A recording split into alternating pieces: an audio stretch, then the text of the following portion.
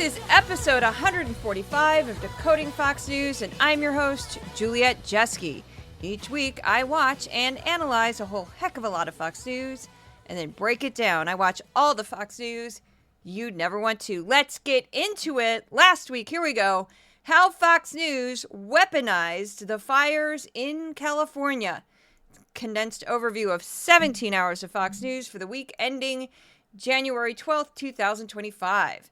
So this week, instead of playing a media clip, we've got a lot to cover, so I'm just going to go right into it. Last week on Fox, the network used the tragedy of unprecedented wildfires in Southern California as a cudgel to attack Governor Gavin Newsom and Los Angeles Mayor Karen Bass. In stark contrast, the PBS News Hour covered the fires as if they were a natural disaster, not a failure of leadership. On Fox News, the network implied that fires ravaged sections of Southern California because of government incompetence, invented Trump water declarations that didn't exist, and DEI, diversity, equity, and inclusion hiring practices. The network even promoted a conspiracy theory about the fires, basically the idea that the local and state government wanted to destroy sections of the Los Angeles area. PBS explained how multiple factors led to the enormity of the fires, such as decades-long poor urban planning, a lack of fire-resistant building codes, and dangerous weather patterns caused by human-made climate change. The folks on Fox promoted misinformation and false stories about the catastrophic disaster, and even resurrected Donald J. Trump's inaccurate statements about forest management. Although the word fire appeared in last week's transcripts 672 times, climate change only showed up 7 times, with most of the references pertaining to climate change denialism. So for this newsletter podcast, I'm going to showcase heavily the differences between Fox and PBS. It's going to be slightly differently than how I normally do these podcasts, but I felt this week it was very much needed that I really contrast how these two very, very different networks handled this absolute horrendous disaster. So shows I covered last week: Fox and Friends, The Five, Jesse Watters Primetime, and 2 hours of coverage of Trump's sentencing in his hush money criminal trial. Now, before we get into the media clips, I want to give a shout out to my sponsor, because I'm not going to be interrupting this midway. And that sponsor would be the listeners of this podcast and the readers of my newsletter. I am 100% crowdsourced, meaning I'm funded by hundreds of people, not by one large donor, not by one large benefactor, not by a corporation, not by advertisers. So there are no strings attached to this puppet. I'm not a puppet. I'm a constantly working, exhausted journalist. So anyway, if you would like to become a paid subscriber to Decoding Fox News, or paid supporter, all paid supporters and paid subscribers get exclusive content, varies from week to week. You can go to my Patreon for Decoding Fox News. You can go to Substack for Decoding Fox News, where subscriptions start at $5 a month, or $55 for the year, $168 for founding members. And I also want to give a very quick shout out to some folks who purchased some stuff from the Amazon wish list, which is also at Amazon. You can look it up at Decoding Fox News. Believe it or not, everything I have all goes back to Decoding Fox News. Michaela, she has frequently bought stuff on the list. Thank you so much. It was a mouse pad, and it looks like it's from The Shining. My old mouse pad that said, of course I'm panicked, I'm from Brooklyn. That was falling apart, and so I needed to get a new one. And yeah, I need a mouse pad because my desk is not that great. And then someone named James got a banana for Thor that's filled with catnip, and that is Thor's favorite toy ever. That company makes a rainbow and a banana and other little shapes, but for whatever reason, the banana is the one that makes him craziest. He was attacking the package. He was attacking it before I could open it. I was like, okay, Thor, okay. Anyway, very quickly, if you can't afford to become a paid subscriber, paid supporter, the next best thing you could do to help Decoding Fox News is share the word about Decoding Fox News. Share this podcast, share the newsletter, get the word out, social media, tell your friends, all of that. It helps tremendously. Okay, now we're going to get into it. So This was why, I'll tell you why I arranged this particular podcast the way I did this week. It took me a lot longer. I had to go back through PBS and rewatch a bunch of stuff and take very careful notes about who they spoke to. But Fox News seems to think that right-wing actors are fire experts. News organizations use experts to help inform the public about the complexities of a story. Journalists might know a lot about certain subjects, but it's impossible for any reporter to have the same knowledge and expertise as a NASA scientist or a physician, for example. Fox News will trot out anyone with right-wing politics and present them as if they are an expert on just about any subject. Last week, it was incredibly glaring as 41% of the guests Fox News invited to discuss the wildfires were actors and media personalities. Actual fire experts only made up 18% of Fox News guests. So the following list are people who appeared on Fox to talk about the fire who I basically deemed either an actor or a media personality. So these are people who are often in the media for various reasons. So we're going to start with Dennis Quaid. He was in the film Reagan, which Fox heavily promoted. Justine Bateman, they had her listed as author and filmmaker, but she's also an actor. Mel Gibson, actor. Adam Carolla, comedian. Jillian Michaels, she's sort of a fitness expert. I called her a media personality. She was on Fox 3 times last year on the shows that I covered. Dean Cain, he's an actor. Interestingly enough, does not live in California.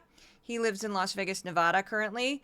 Zachary Levi, also an actor, does not live in California. He moved out, as far as I can tell, in 2017. He currently lives in Austin, Texas. I found that out last night when I was putting this together by accident, and it's been a long time on that video, which is part of the reason why this podcast is a little late. And then Tony Robbins, media personality. You could call him a motivational speaker. I've seen him use other titles. I'll just call him an author. He's in the media quite a bit. He also does not live in California. He moved out in 2013. He lives in the Palm Beach, Florida area. Now, of course, actors and people who appear in media are entitled to their opinions, and they have every right to criticize their state and local elected officials. But things got blurry when some of these folks presented themselves as having some expertise or knowledge about firefighting or forest management. When Zachary Levi started his segment, he said that he was speaking from Austin, Texas. So that was a red flag. When I did a search for where he lived, I found several sources that listed his current home in Texas, not California. I found an old real estate listing from Los Angeles from 2017 where he sold a home in Studio City, along with an article about his new home in Texas from 2023.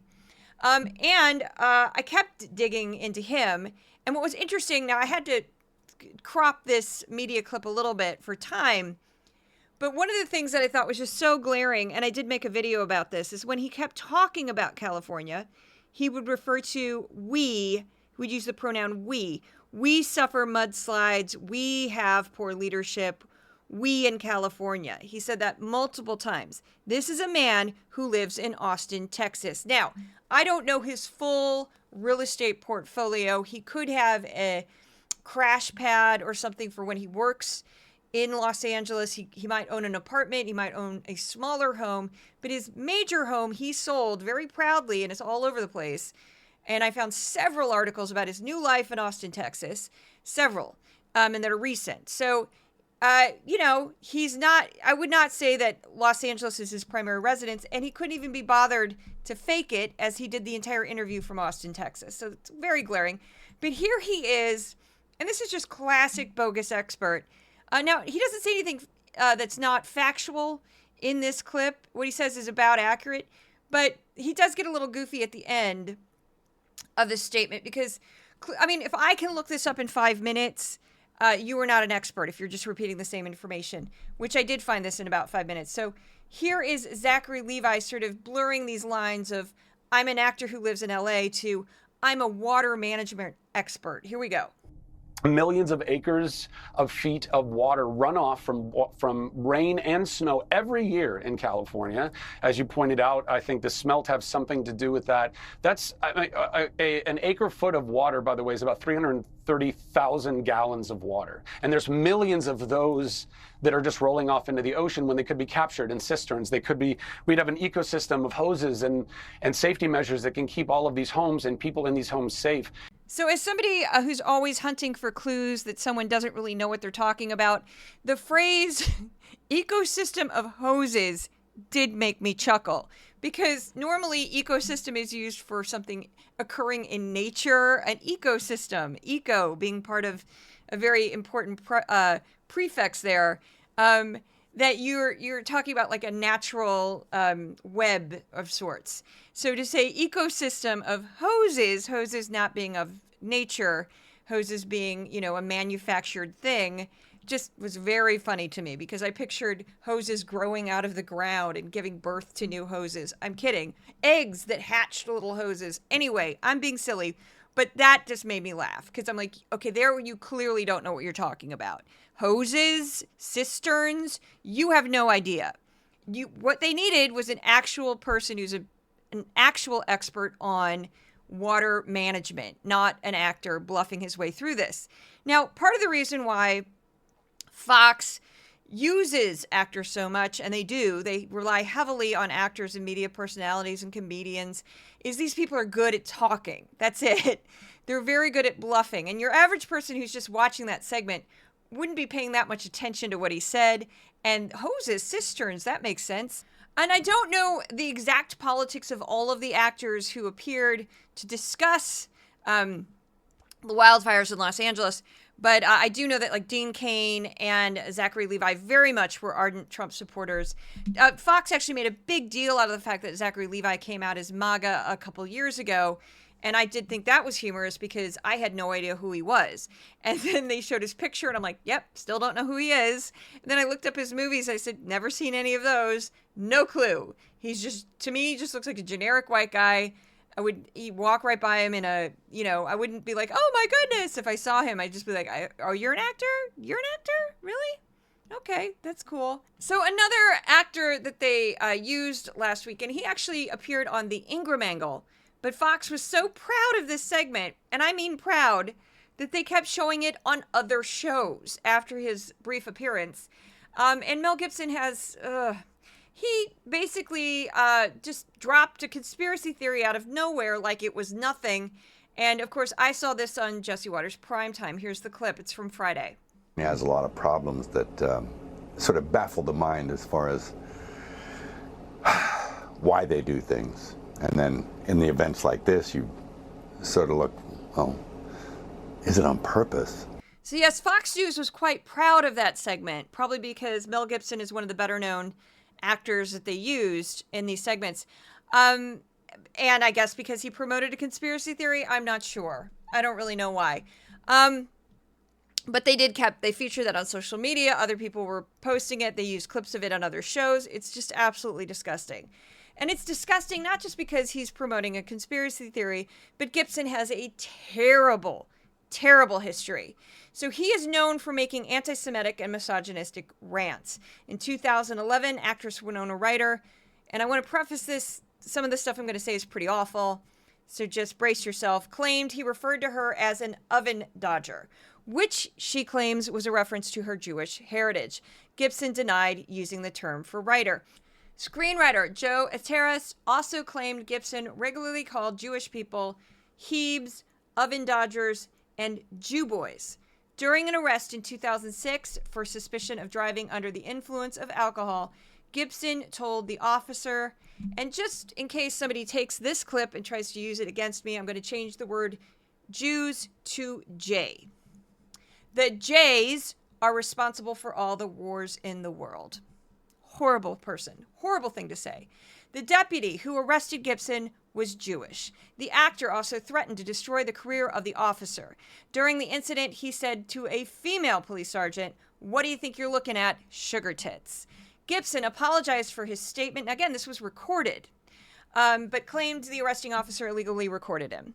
After he publicly apologized for his anti-Semitic remarks, Gibson donated to Survivor Mitzvah Project, a nonprofit that helps survivors of the Holocaust. In 2010, Gibson threatened to kill his then ex-girlfriend, Oksana Grigoria, his former girlfriend at the time and mother of one of his children. During the audio recording of a phone call between the two, he said, "If you get raped by a pack of N-words, slur for black people, it will be your fault." Grigoria also accused the actor of domestic abuse. Now, Fox News could have asked any number of actors or residents from a fire-affected area to talk about their experiences, but the network chose someone as controversial as Gibson. The network gave these performers far too much airtime when it could have featured actual experts in disaster management, extreme weather, fire safety, climate change, water management, or firefighting. The PBS News Hour did not speak to any famous actors or media personalities during its segments about the wildfires. PBS did include conversations with various residents of the Palisades and other areas, including many who were middle and lower income. During the 17 hours of Fox News I captured and analyzed, Fox only included 3 guests who would be considered experts. Last week, during the same time, PBS also included 3 experts over 5 hours of coverage. So, pointing out that I had 17 hours on one side, 5 on the other, and they both included 3 experts. So, a bit shameful again by Fox. Now, the actual people that were considered fire experts on Fox: Bob Goldman, a retired fire captain from Los Angeles County; John Knox, a former Los Angeles firefighter; and Ricky Crawford, former Los Angeles Fire Department Fire Prevention Bureau. So we got 3, and they all have experience as firefighters. So they kind of all are the same type of expert, which is unfortunate. But hey, we're getting there. So this is Goldman, and he was the first person to appear on Fox, and I think he had the most useful information of the 3. But I don't think he said what they wanted him to say. So during the clip, it sort of revealed that the last 10 years of his career were from 2000 to 2010. So he hasn't been a firefighter for 15 years. He did provide some good insight, but I don't think it's what Fox News wanted him to say. And this is from Wednesday from Fox and Friends. Well, in California, lucky for us, and it's kind of the model that the rest of the United States has followed, but we have a very robust system of master mutual aid. And years ago in the 70s, they realized that they had problems fighting these fires because all the different fire agencies in California didn't have interoperability. Hose threads were different, so you couldn't hook up to each other. Communications was a problem, policy and procedures. And this all came under a thing called Fire Scope. And from that grew the system of this interoperability. Right. So when a fire like this breaks out, our department, which manages a portion of that system in Southern California, the request comes in for mutual aid, immediately goes to South Ops and Riverside, and they begin notifying departments that have predetermined strike teams to deploy them. And that's how we get all the extra help. And we also do the same for other departments that ask for our help. And it's a great program. There's nothing like it anyplace else in the U.S. And thankfully we have it. But still, we have unique problems here. And even with that system, we get beat. So I'll paraphrase very quickly what the rest of the segment was about. He basically said it was like one of the worst fires he'd ever seen. And in these circumstances, there's very little the firefighters could even do about something this horrific because the winds were so strong, so intense, and the fire spread so quickly, it was almost impossible to battle. Now, they didn't seem thrilled with what he said on Fox, and so there was a very abrupt end to his segment, which happens a lot when a guest doesn't work out for them. So the next day on Jesse Watters Primetime, John Knox, a former Los Angeles firefighter, spent about half of the segment, which was about 2 minutes, talking about, his full segment was 4 minutes, so he spent about 2 minutes talking about how he was fired for refusing to take the COVID-19 vaccine, which has no relevance to the fires that are currently happening. And according to Knox, 5 men were terminated for not getting the vaccine. So that's not a large number. And Watters also claimed without any supporting evidence that Los Angeles Fire Department was removing white firefighters. And here's that clip. So it starts in COVID. And now, you know, there's a lot of these budgets are being slashed. People are getting laid off for vax, other reasons. They're removing white firefighters, or they're trying to diversify everything. It's kind of crazy. Now, Jesse Waters did not provide any evidence or any specifics to back up that absurd statement that he just made, pulled that from thin air, never brought it back up again. Los Angeles is a very diverse population, so I would think that no matter what the job, it's not difficult to find people who are not white. Now, this next is clip, same guest, is Jesse Waters asks about basically, what about the fire hydrants? Why did they go dry? And this answer doesn't really even come close to answering that question. You know, some of the things you talked about there real quick, you know, the city got $1.9 billion in COVID relief funds. And my question is, where has all that money gone? Right? That's a lot of money. You know, they're cutting the budget, as you mentioned earlier, to the fire department, you know, leaving boots on the ground with less to work with, you know, less apparatus. We're understaffed, so on and so forth.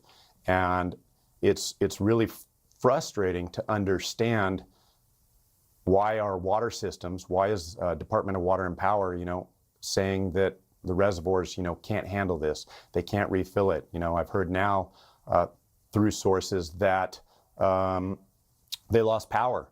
And if they lost power and those are on generators for pumping stations, where's the backup system for that? So I found his answer very muddled and kind of all over the place. And like, why is he bringing up COVID? There's plenty of other expenses that a city like Los Angeles would face. There's 10 million people in Los Angeles County. And again, the county is not the city. There's 4 million in the city, 10 million total in the county. So it's an enormously densely populated area. It's a little bit more spread out than New York, of course. New York is very densely populated. But this is a lot of people. So you drop a number like that, there's a lot of places that you could spend that money. So to just single out fire prevention or firefighting is, okay, it just seems like you're stretching there. And then why are we talking about COVID? That was a minute ago. So I just want to clarify that the budget for the Los Angeles Fire Department, LAFD, was not cut. For the latest financial year, the LA Fire Department, LAFD, budget was reduced by $17.6 million. This is a bit misleading, though, as some of the previous expenditures were for equipment that won't be replaced again for years. And according to reporting by LA Times, after the 2024-25 budget was passed, the city council approved $53 million in pay raises for firefighters and $58 million for new equipment such as fire trucks. So once that funding is taken into account, the fire department's operating budget technically grew this year, according to the newspaper. So the overall budget for the LAFD is nearly $1 billion and was not the only fire department that battled the fires in the Los Angeles area. Now, there could be plenty of debates about the allocation of funds, how funds are used, what's the best strategy to use that money, of course. But a lot of the things that have been swirling around about the Los Angeles Fire Department have just been simply false, or they're misleading. Now, on Friday on Fox and Friends, Brian Kilmeade interviewed Ricky Crawford, a former LAFD captain. Kilmeade asked Crawford about the problem firefighters faced getting enough water. And I purposely went after questions about water because I wanted to compare how all of these different experts answered it. Now, Crawford didn't really answer the question. He went into a lecture about what he called the 3 R's of crisis management, which he did twice in this brief segment. He reduced those 3 R's are relationships, recognition, and response. Crawford runs a crisis management company, and it seemed kind of like this entire segment was him pitching that company because it didn't really line up with what they were talking about. So he's very long-winded. I couldn't include the whole answer because it would be way too long, but he didn't address any of the specific problems in Los Angeles. He just kind of talked about like his method of how he would approach a crisis. So it wasn't very helpful. Then Kilmeade asked him about budget cuts to the department, and here's his answer. One of the other issues is staffing. And, another in that, the 3 R's of crisis management and that relationships and recognition, a staffing plan. So when something like this comes up, you have a predicted win event. This is where you're keeping an extra platoon on duty. You're not letting the firefighters go home. And so you're pretty much doubling your workforce. And so Los Angeles has a very unique system in where that we have one extra engine in ladder truck stations where we can actually add 3 additional people, create an extra company, and 47 additional engines would have been created that morning. So again, the question he was asked was about budget cuts to the LAFD, and he did not answer that question, obviously. I'm sure he's a very knowledgeable man, but he again, to contrast him up against the actors, this is a person who's probably not used to public speaking. And he sounded like he was pitching his company the whole time he was on air, which I get why you would do that, but he didn't really seem to, he just like almost had preconceived answers in his head. I mean, I don't know, I can't read this man's mind, but it appeared that it was just like, this is what I'm going to get out regardless of what you're going to ask me. It just didn't line up. The whole segment was confusing. I actually forgot it existed. And when I was putting this together, I went back and said, who's that guy? And then I saw it and went, oh, that's why I forgot that existed, because I don't know what he's talking about. So next up, we're going to move on to PBS News Hour. They're experts. So we're going to start with Chad Augustin, Chief Pasadena Fire Department. So current member of a fire department in Southern California. Juliet KM, former Assistant Secretary for Policy at DHS. And Gavin Schmidt, Director, NASA, Goddard Institute for Space Studies. So we're not messing around now. And again, we have variation on these experts. We have a firefighter, we have somebody who's an expert on disaster management, and then we have a person who's going to talk about climate change. So this is a very different way to handle this other than to have 3 former firemen like Fox did. Now, moving on, this is the first clip. This is from Wednesday. Co-anchor Jeff Bennett talked to Chad Augustin, the Chief Pasadena Fire Department, about the problems the firefighters were having getting enough water. And again, I specifically singled out questions about water. Here you go. Yeah, that's a great question. And so a lot of our water systems are old, up to 100 years old or more, and a lot of them rely on gravity feed. We did have a short period of time last night when we had a loss of power, which did impact our water supply. But that was quickly resolved. And really, we could have had almost unlimited water with 70-mile-an-hour wind gusts and ember spotting, ember casts 2 to 3 miles. We just, like, you had fires on multiple blocks ahead of where there was, dirt and buildings on fire. So it was such a challenge for our firefighting crews. So I thought his answer was much better than the guests on Fox. Very specific, talking about the water systems, talking about the power outage, talking about the intensity of the fire coming at them. 70-mile-per-hour winds of fire is a difficult thing to fight from the ground. So next up, we have the next day, Juliet KM. She was interviewed by Amna Navas. And again, KM is a former Assistant Secretary for Policy at the United States Department of Homeland Security. She's now at the Harvard Kennedy School. She's a frequent guest on PBS and in media in general. I think she's an absolutely brilliant mind. She also explains complicated things so that a person who's not an expert can understand what she's talking about.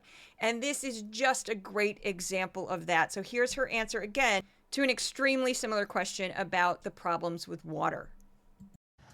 So what we know is that no city is built for a municipal water system to deliver assistance during what's essentially a wildland fire. This is the challenge that Los Angeles is facing now. You have a WUI, it's called Wildland Urban Interface.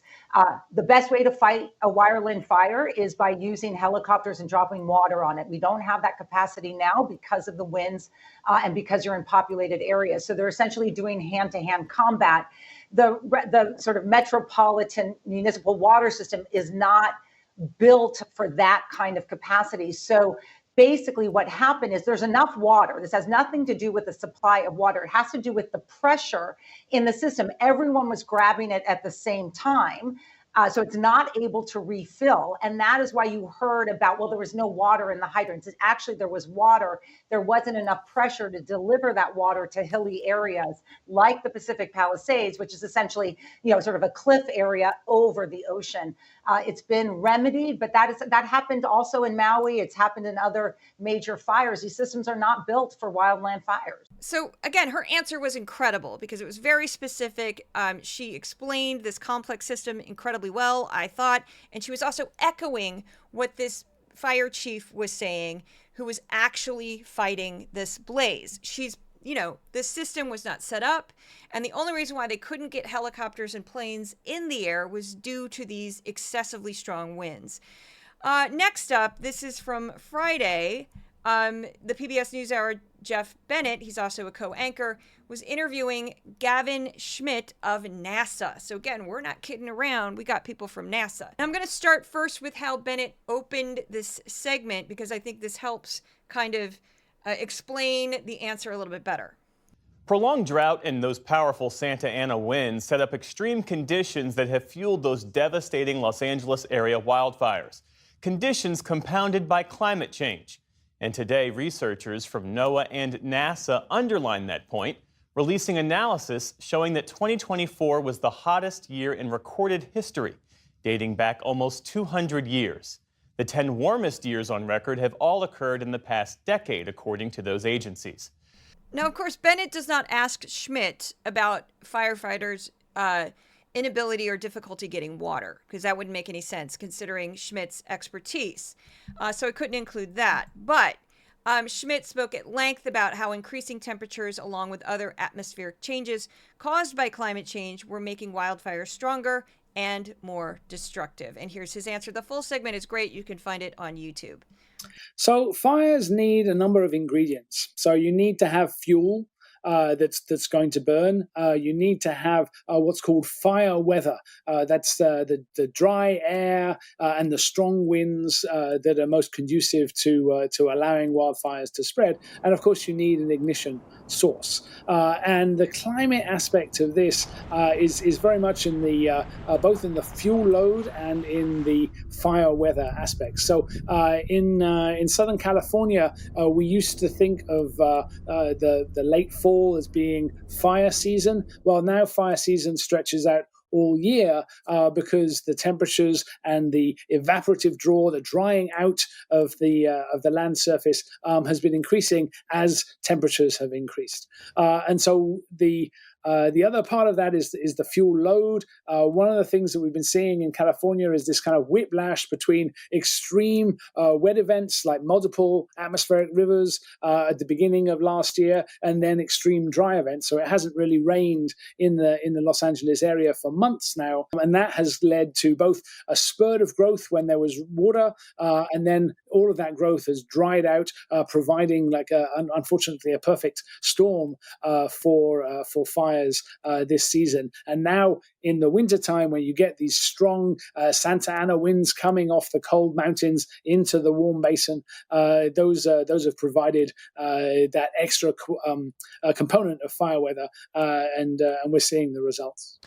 So another thing that was discussed that I couldn't really include due to time was building codes, and the fact that in California, they have codes about earthquakes, new buildings, and making them safer for earthquakes, but they don't really have codes for making buildings safer for fire. And one of the problems is when you build these homes tightly packed together, made out of wood, it's just a disaster waiting to happen, because once that fire hits one home, it's just going to spread down the line. And that's kind of what we saw in the Palisades, which is absolutely tragic. And he was talking about changing building codes that would help make these homes more resilient to fires, which would definitely help. Now, I just could not get over the difference between the quality of the experts on PBS compared to the experts on Fox. And those three experts that I played you were, again, only 18%. Fox just played a bunch of actors who would start the segments with, I hate Gavin Newsom, or I hate Karen Bass, and then they just rant for 3 or 4 minutes or 5 minutes or whatever, or spread conspiracy theories like Mel Gibson did. So that's why I wanted to contrast these two networks this week, because it was just night and day. It was like, I learned something watching PBS. I learned that I still hated Mel Gibson watching Fox. So I'm not a fan of that. Oh my goodness. I remember the tapes. I just couldn't. The audio recordings with his ex-girlfriend were just so hideous. Oh my goodness. So next up, this went crazy viral.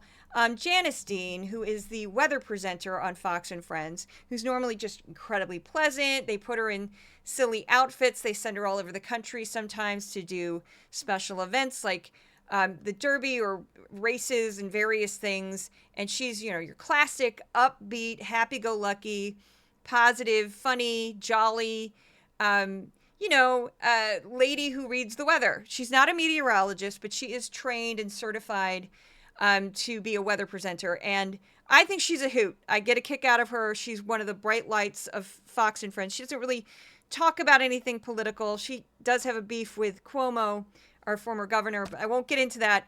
But this was from Wednesday after her co-host blamed Los Angeles Mayor Karen Bass for being in Africa at the time. I have the full quote here. I had to truncate it a little bit for the newsletter. So here's the clip. And it's amazing because she definitely goes rogue. Janice Dean, I'll do it. Janice Dean goes rogue. Here's the clip. Interview on Fox and Friends First with one of the local residents, furious about, she said the meteorologists let them know different information, but the leadership didn't let them know how bad this was going to be. And she was wondering why there wasn't more notice given so they could start the evacuation process. Well, I wonder if it has anything to do with the fact that the mayor of Los Angeles is in Africa for the inauguration of the president of Ghana. Rick Caruso, who ran against Karen Bass in 2022, is blasting her. She should be home for this. And that, you're absolutely right. But the meteorologist did say, get going, because, and Janice, we were talking about it yesterday, the winds you forecast were going to be 100 miles an hour. Right. But you also have to understand this is not a hurricane where you have days in advance and you know exactly where that hurricane is going to make impact. We had, 24 to 48 hours of notice. And so that's not a lot of notice for people. And to actually forecast where potential winds could go, where somebody could potentially set a fire, that's impossible. So you have the information, you do the best that you can, and you live in an area that potentially could be affected by wildfires. Like, I can't read her mind, but I'm guessing that what may have sparked that is when Ducey said, well, Janice, you said, and he says something about, you predicted 100-mile-per-hour winds. And she says, wait a second. You can't tell where those winds are going to come from. You don't know where they're going to blow. You don't know anything. It's instant. You have very little notice. And every segment I saw on PBS, they talked about how people in these areas had very little notice. Some people left their homes without even their wallets. I mean, they just ran for their lives. So anyway, just thought that was interesting. I also got a little weird criticism from a totally random account on Blue Sky who got mad at me because the word but is at the very end of that segment, because it was almost impossible to edit it off because she bleeds it right into the other word. And he said, well, what did you cut out? And I'm like, sir, you realize this is the weather presenter on Fox News. And in the segment before, she's talking about weather. The part that you heard, she's talking about weather. And guess what? After but, she was talking about weather again. Yeah, she didn't just go like, oh, I'm going to just negate everything I just said. No, she just went to talk about weather. She said but, and she went right back to she was standing in front of a weather map when she was talking the whole time.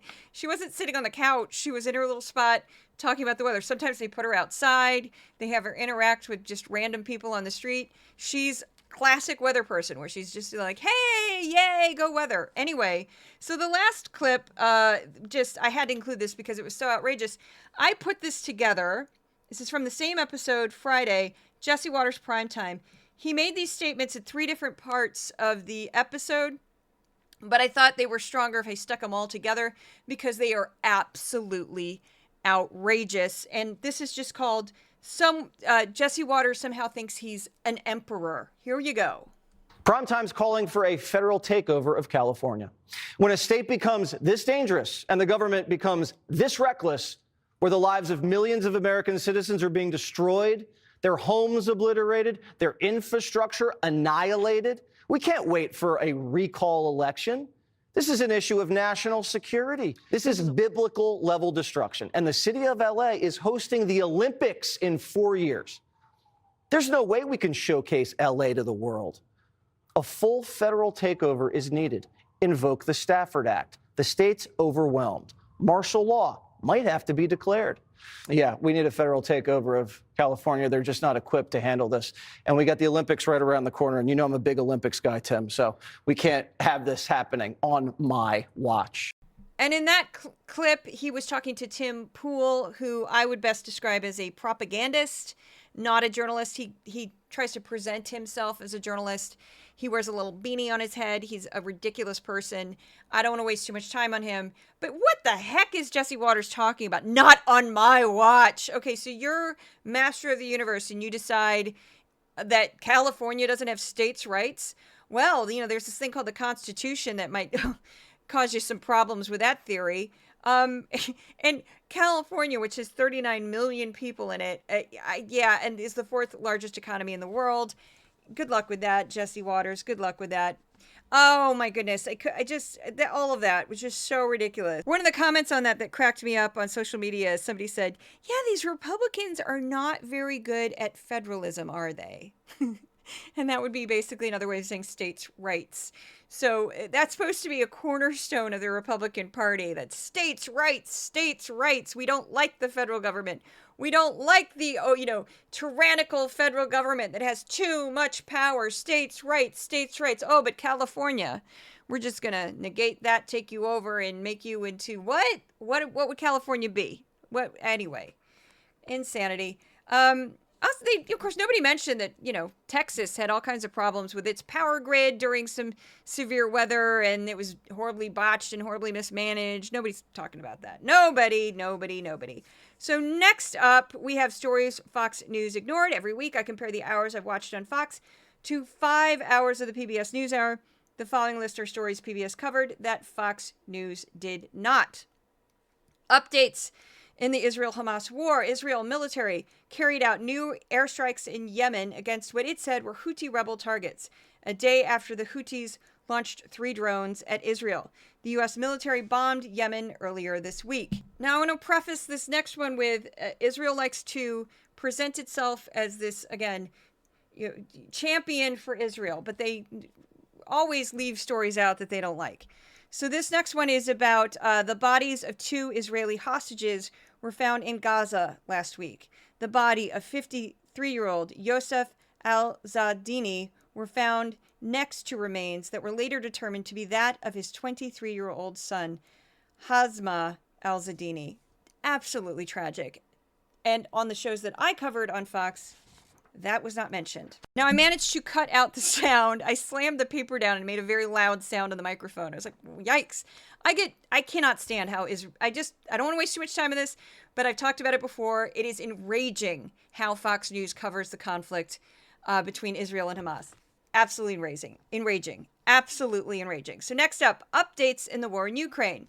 With less than 2 weeks left in office, the Biden administration is announcing its final shipment of weapons for Ukraine. The White House believes that nearly all $500 million worth of weapons will arrive before the inauguration of Donald Trump, whose Ukraine envoy said they will aim for a solution within the first 100 days in office. And got that from the PBS News Hour. Next up, Ukrainian President Volodymyr Zelensky and U.S. Defense Secretary Lloyd Austin met in Germany last week to press the incoming Trump administration not to give up on Kyiv's fight, with Austin warning that to cease military support now will only invite more aggression, chaos, and war. It's also from PBS. U.S. Steel and Nippon Steel filed lawsuits on Monday over President Joe Biden's decision to stop the Japanese company's proposed nearly $15 billion takeover of its Pittsburgh-based rival. CBS.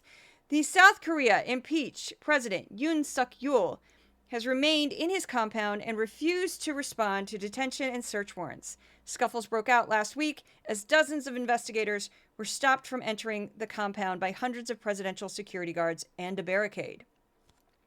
Rudy Giuliani was found in contempt of court Friday for the second time last week by a second federal judge for continuing to spread lies about 2 former Georgia election workers after a jury awarded the women a $148 million defamation judgment.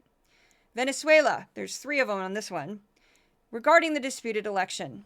Edmundo Gonzalez, the opposition leader who claims to have defeated President Nicolas Maduro in last year's presidential election, met Monday with U.S. President Joe Biden just days ahead of Maduro's contested inauguration to a 3rd term. Aides to Venezuelan opposition leader Maria Corina Machado said that she was detained last Thursday, followed moments later by official denials, in a confusing episode that capped a day of protest seeking to block President Nicolas Maduro from clinging to power. She is okay. She was detained, but she was not harmed. President Nicolas Maduro was sworn in Friday to serve a third 6-year term, extending his increasingly repressive rule until 2031. This is despite protests and credible evidence that his opponent won the election. Again, that was from PBS.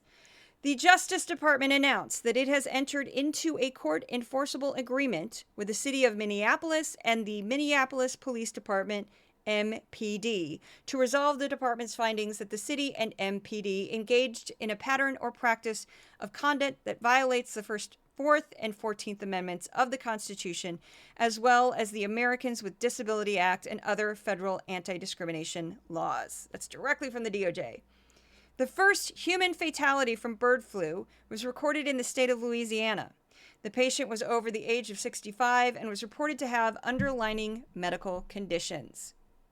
The Washington Post is laying off 100 employees, or 4% of its staff, in an attempt to stem growing losses. PBS produced a series of extended segments about the pros and cons of the U.S. aid program, who it helps and who it doesn't. Vice President Harris announced the Biden administration's final rule removing medical debt for all credit reports. Further, Vice President Harris announced that states and localities have leveraged American Rescue Plan, ARP funds, to support the elimination of over $1 billion in medical debt for more than 700,000 Americans. The Biden administration said last Tuesday that a Sudanese paramilitary group and its proxies are committing genocide in a civil war with the country's military that has killed tens of thousands of people, leveling sanctions on the group's leader and affiliated companies. That's directly pulled from PBS. Last week, France's foreign minister said 3 French detainees being held by Iran face conditions that fall within the definition of torture. An opposition group recently said Iran executed 1,000 people last year. That's the highest number in the country's modern history. Italian journalist Cecilia Sala has been released by Iran after 3 weeks in jail and returned home. Sala, a writer and podcaster, had been working with a regular journalist visa when she was detained in Tehran on December 19th, accused of violating the laws of the Islamic Republic. And that's from Al Jazeera. Joseph Aoun, the commander of the Lebanese armed forces, was elected by the country's parliament to be the country's new president. He has since stepped down from his role in the military. Peter Yarrow, the singer-songwriter best known as one-third of Peter, Paul, and Mary, the folk music trio whose impassioned harmonies transfixed millions as they lifted their voices in favor of civil rights and against war, has died. He was 86 years old. Yarrow also co-wrote the group's most endearing song, Puff the Magic Dragon. And those are all the stories that PBS covered that Fox News did not. Here's a little secret, podcast listeners. I'm re-recording this section because as I was proofing this, that is, I listened to the entire episode to make sure there's no gaps or mistakes or anything like that, Thor, the mighty, tiny tuxedo, jumped on my laptop and deleted a section. Isn't that fun? Anyway, just want to share life with cats. Here we go. I love that cat to death. He's completely crazy. By the numbers. Every week I compare the top 5 topics on Fox News to the top 5 topics on PBS. Here we go, starting with Fox. Top 5, California wildfires at 35%. That's over 1/3 of airtime. 19%, Trump's legal problems, and that includes 2 solid hours of Fox coverage about his sentencing in the hush money trial. 12% is this new topic called Trump worship, where they just praise him. 5% Biden bashing, and 3% they mentioned the terrorist attack in New Orleans again. For PBS, the top number 1 topic at 18% was the California wildfires. 11% U.S. aid, who it helps and who it doesn't. 8% Jimmy Carter funeral. 8% Biden's legacy, and 5% Trump's legal problems. Words used on Fox for the week ending January 12th, 2025. Fire, 672. Trump, 509. Biden, 175. California, 166. Newsom, 68. Crime, 57. Kamala, 40. Karen Bass, 33. Border, 24. Smelt, as in the fish, 21. Inflation, 20. Economy, 16. China, 13. Climate change, 7. AOC, 2. And Israel, only once. More proof that they didn't mention the hostages, the bodies of the hostages that they found. So that's it for the podcast. Thank you so much for listening. If you'd like to check out more of my work, you can find me as X, also known as Twitter. I just call it Twitter. Threads, Blue Sky, Substack Notes, by the way, YouTube, TikTok, Instagram. I'm not on TikTok as much. And that's about it. If you'd like to become a paid subscriber to Decoding Fox News, please go to my Substack for Decoding Fox News, my Patreon for Decoding Fox News. Share the podcast, share the newsletter. My podcast mascots who were very helpful today, deleting a section of this podcast. Odin and Thor. Thor's the little one. He's the crazy one. Or Odin's the mama's boy. Send their love. You can also find a version of this podcast at the Resolute Square YouTube channel. Thanks for listening. I will see you at the next podcast.